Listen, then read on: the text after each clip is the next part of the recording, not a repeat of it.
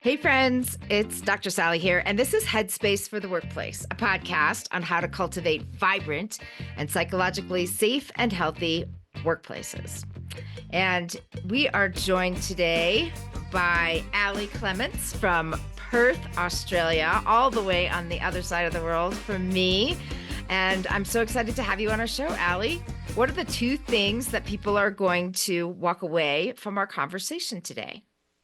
Thanks, Sally. I'm going to talk about a 3-step plan for workplace postvention and how this can be contextualized by engaging and consulting with staff. Excellent. Well, thank you for those two things. Workplace postvention, that is a term that I'm thinking many people might not know. What does it mean? Workplace postvention is basically designing a coordinated way to respond when there has been an incident of suicide, and that might be a suicide of a staff person or of a client. Yes, thank you. And I think people think they've got it covered when they have a crisis plan, but we're going to dive into the nuances of what suicide postvention at work really looks like. Allie, tell a little bit more about yourself. What is it that you do over there in Perth? Okay, well, I do quite a few things. I'm a psychologist. I've also managed and led a range of primary mental health services, and also worked in community suicide prevention programs. And through all of this work, I really noticed that there was a gap in this space where workplaces, exactly as you said, respond to suicide as a critical incident, but suicide and its impacts is much more complex than that. And that there were colleagues and I suppose colleagues in my own agency, but also others that were really impacted by this over a long time. So this isn't a short-term impact, this is a long-term impact. So I got very interested in that space. So I've been doing research at the University of Western Australia and partnerships with a range of workplaces to develop what actually works in the workplace. And what continues to drive your passion about this? I mean, it's a very niche area that has much great need, as you and I know, but people don't even have it on their radar often. What drives your passion? I think it's two things. One is that doing this is actually, it supports the well-being of staff. So staff dealing with suicide they carry a lot of, I suppose, emotional labor with them. They need to be prepared at all times. And it's a kind of a burden that people staff carry, that's unacknowledged. And I also think this can lead to burnout and other sort of well-being and mental health problems for the staff. So those two things together. But there's the additional fact: if people are trained and better supported, they can respond better and support others, and that can be their colleagues or that can be the clients that use their services. So this is about community capacity building as well. Yes, and we were talking earlier about the fun thing about you is that you're from Perth. Most people will never get to Perth because it's so hard to get to. Tell us a little bit about Perth and also a little fun fact about yourself. Okay, so Perth is the most isolated city in the world, believe it or not. It's way on the west coast, southwest coast of Western Australia. Australia's a massive country, not as big as the US, but we're a long way from anywhere. We're surrounded by desert on one side and the ocean on the other. So a fun fact about me, I guess, I live here. It takes a lot of money and a lot of planning to get out of here. But I have traveled quite a lot, and my favorite two cities are New York and Hanoi in Vietnam.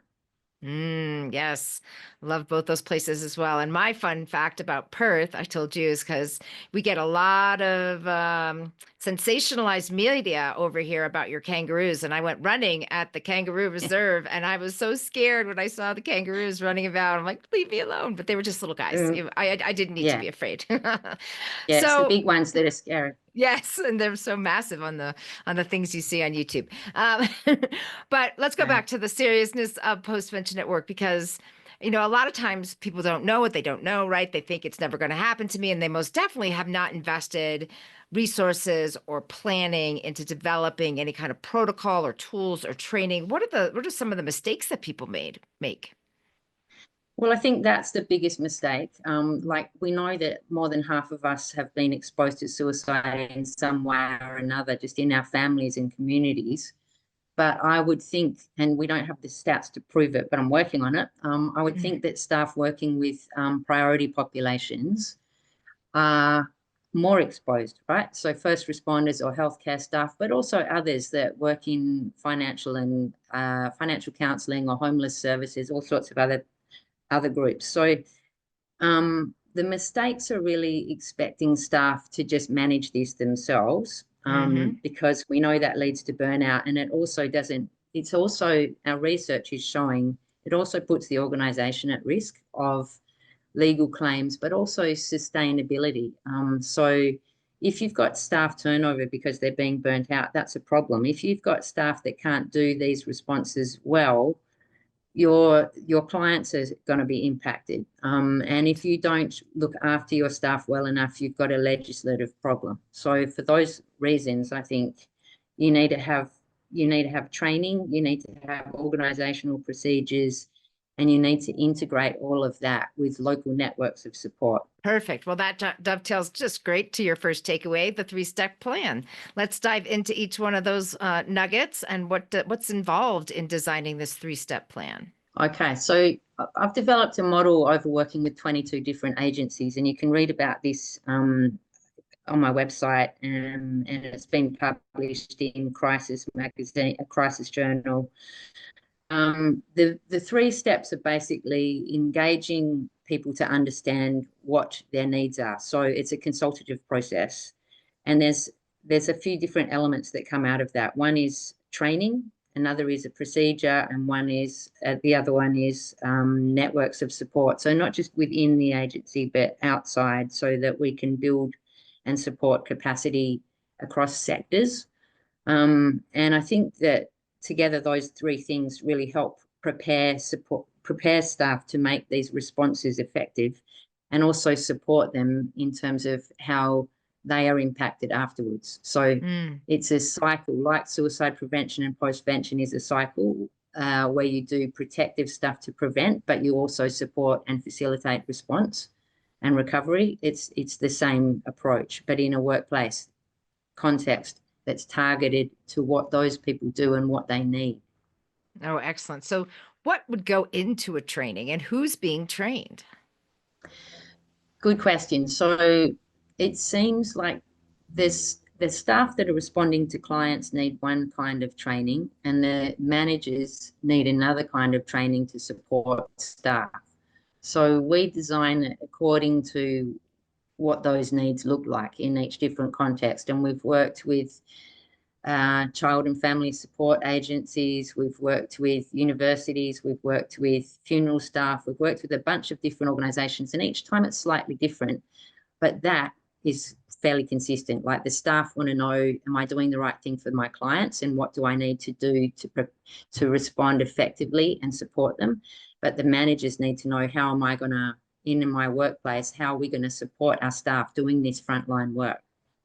Excellent. And then with the protocol, the second step in the three-step plan, how would a workplace postvention protocol different be different than a regular crisis incident kind of protocol? What would be some of the Yeah. differences?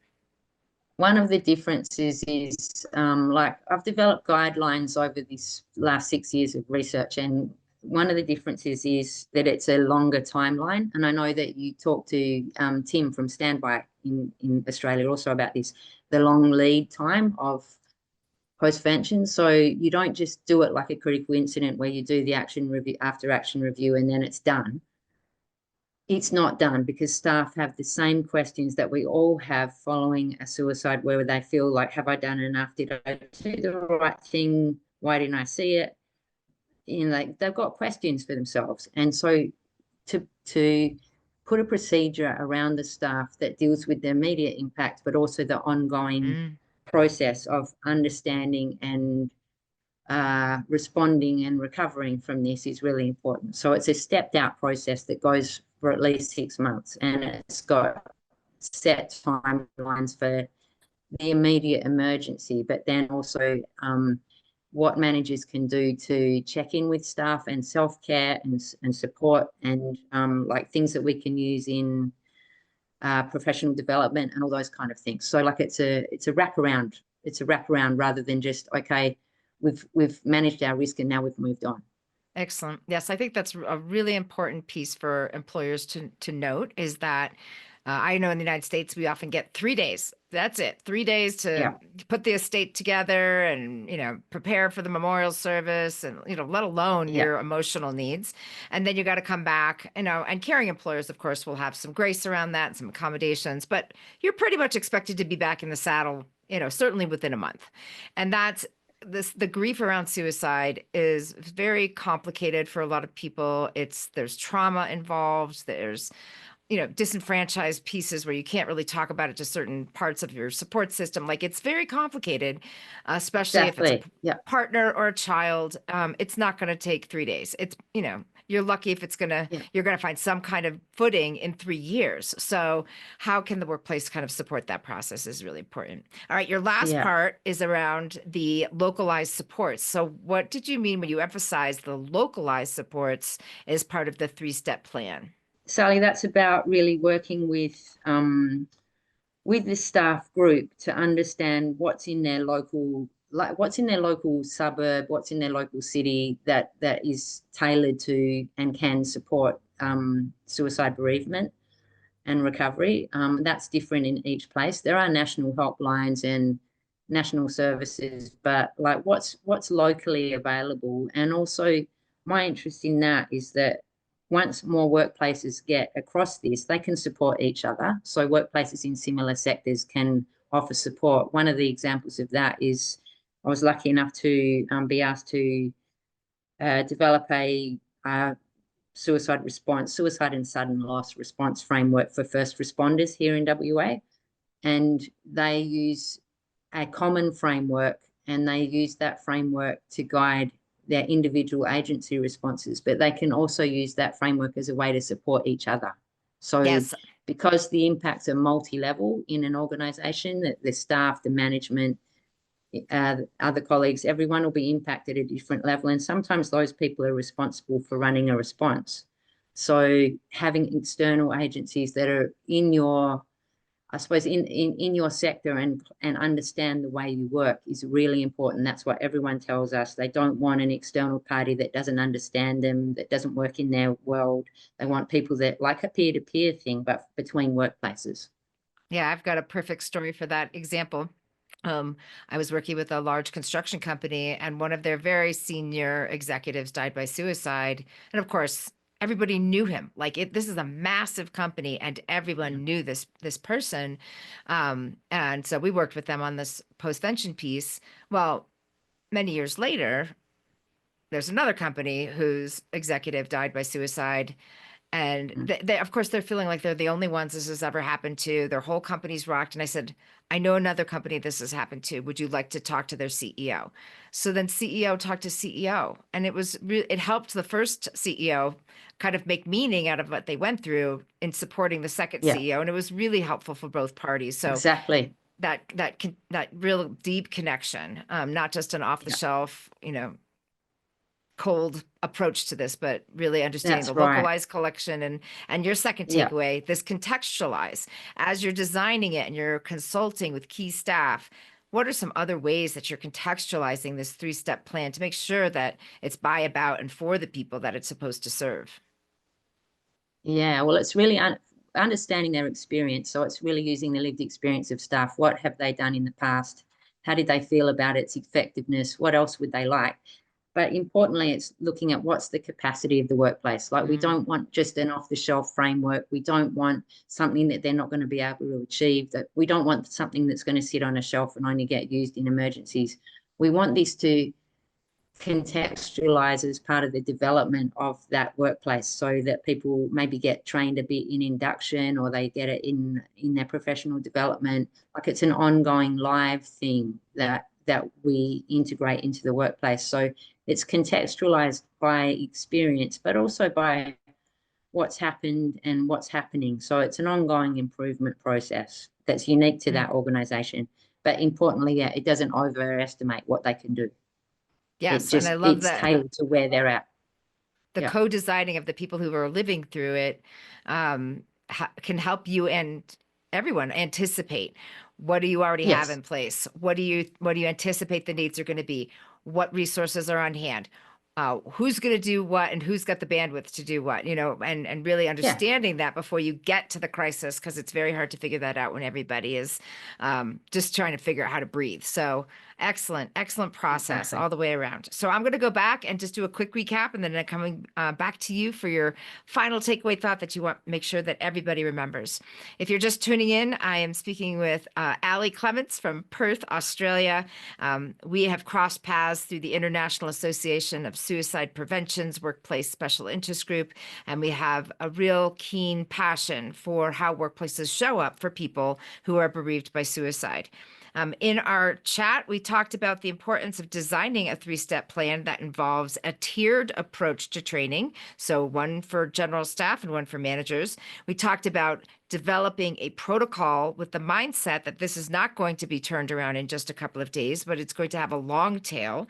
And we talked about the importance of really understanding localized supports, and that might be by industry, that might be by size of company or geography, but really connecting supports that have a deeper understanding of the experience. And the second takeaway was really about contextualizing this response, that it's not just a downloadable protocol that you can pull from somebody's website and 1, 2, 3, there you go. But in the process of co-designing it with the people who are already there, you can really get a deeper assessment of what strengths and tools and resources they already have on their platter, what kind of bandwidth they have to really respond, and what their experiences are going to be that are going to help lead this together. So co-designing it and really empowering people in the agency of the implementation. Allie, what is the final thing you want to make sure that people are not going to miss in our conversation?